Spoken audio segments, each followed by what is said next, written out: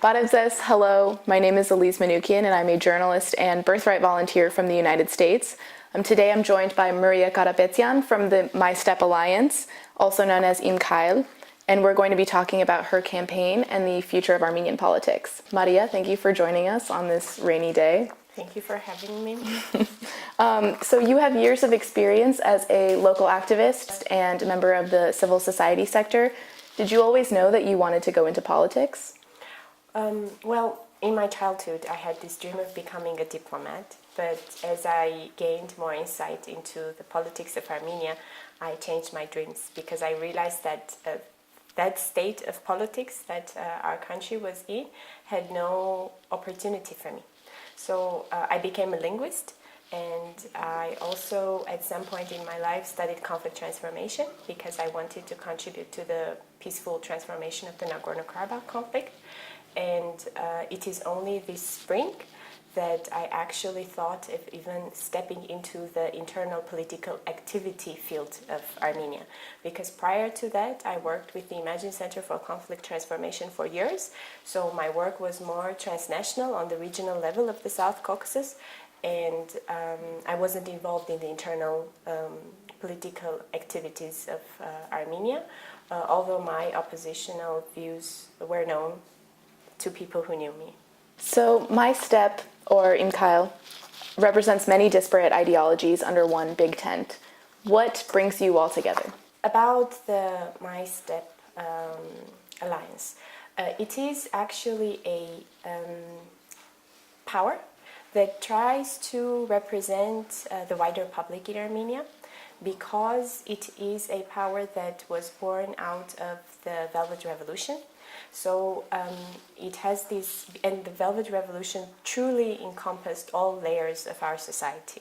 There was hardly any circle that was left out. Everybody participated in the process. So the My Step Alliance tried to have as much representation as possible out of this movement, but it still is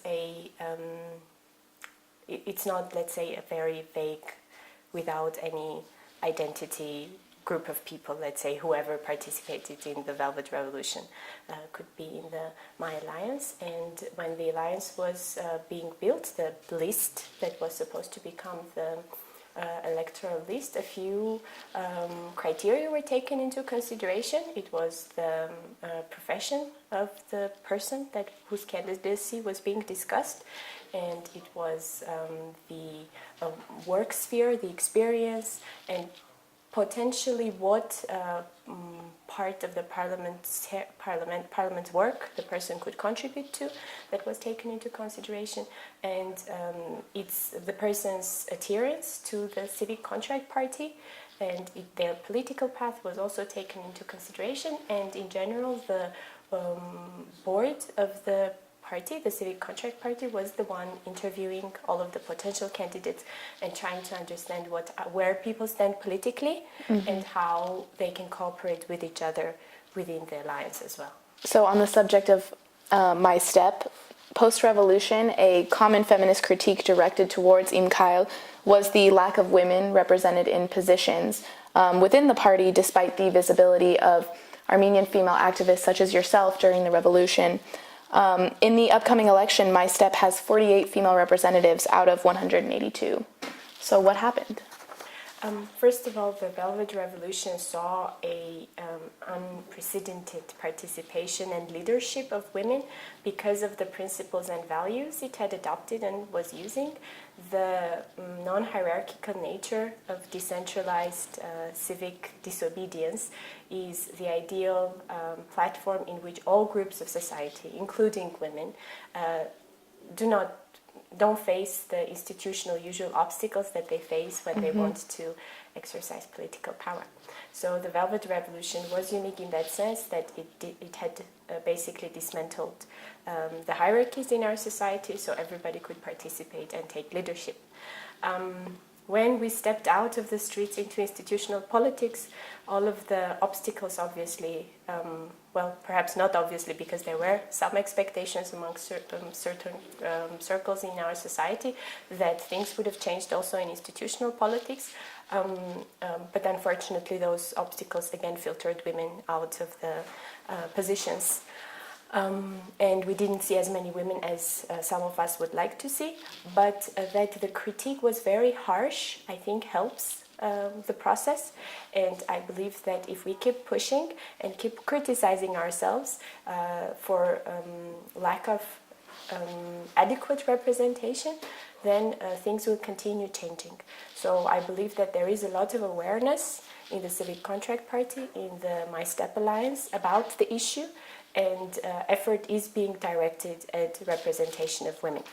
But beyond these, the quotas, beyond the, let's say, the numbers and the technical aspect of representation, lies the whole realm of the agenda. So if we have women who simply fill the numbers and the quotas, that is already a very good step.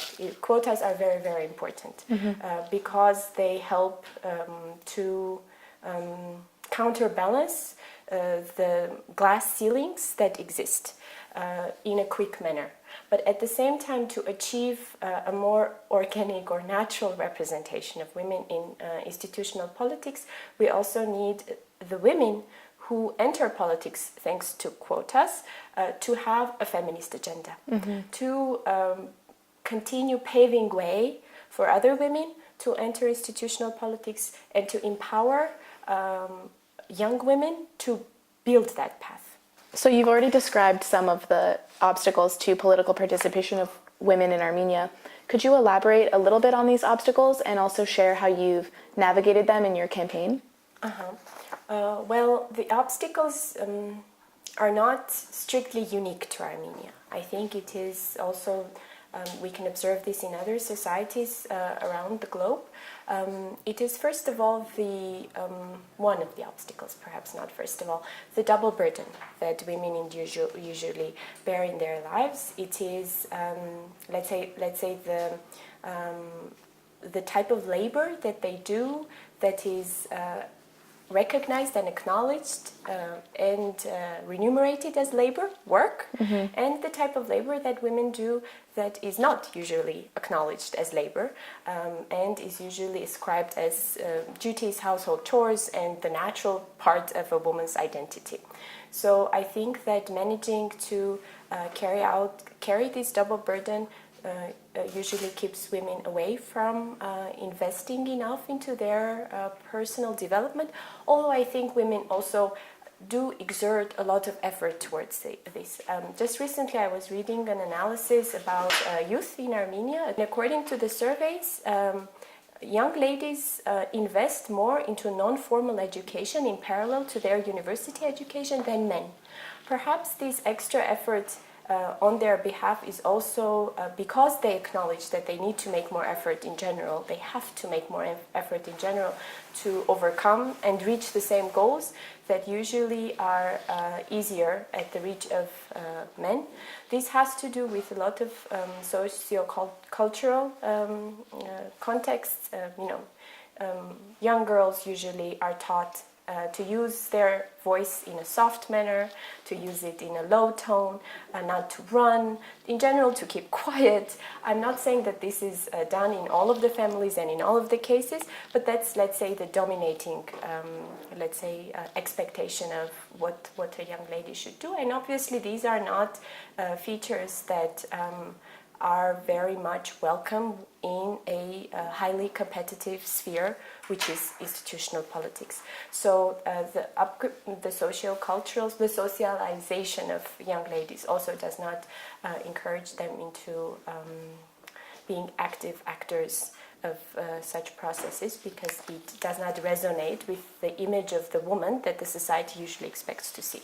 But this can also be overcome. It has to do with a lot of stereotypes.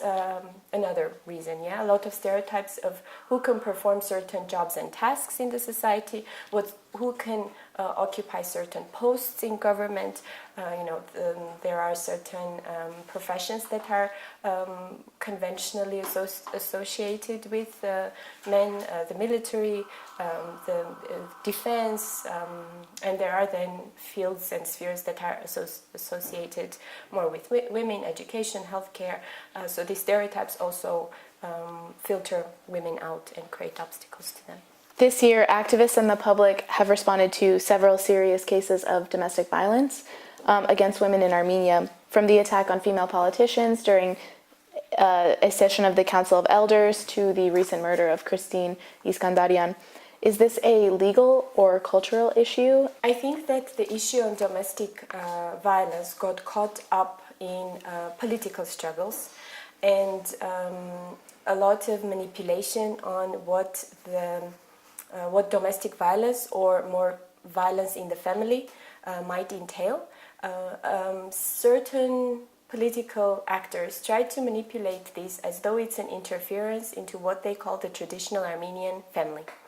I believe that over the past decades, the one thing that has harmed the traditional Armenian family is the migration and the seasonal work that has torn a lot of families apart in Armenia.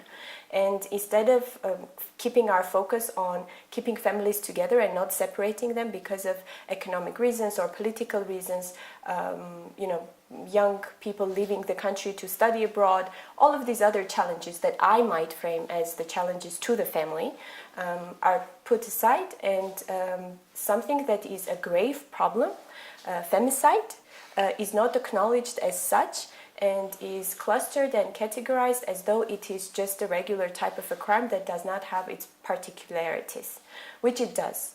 I believe that it's very hard. I really don't understand how you can argue against the fact that it is women who get raped. It is not just a crime that happens to other groups of people in the world.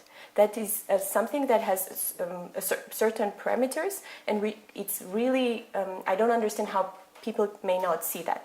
So that's why I'm thinking that this is part of political manipulation.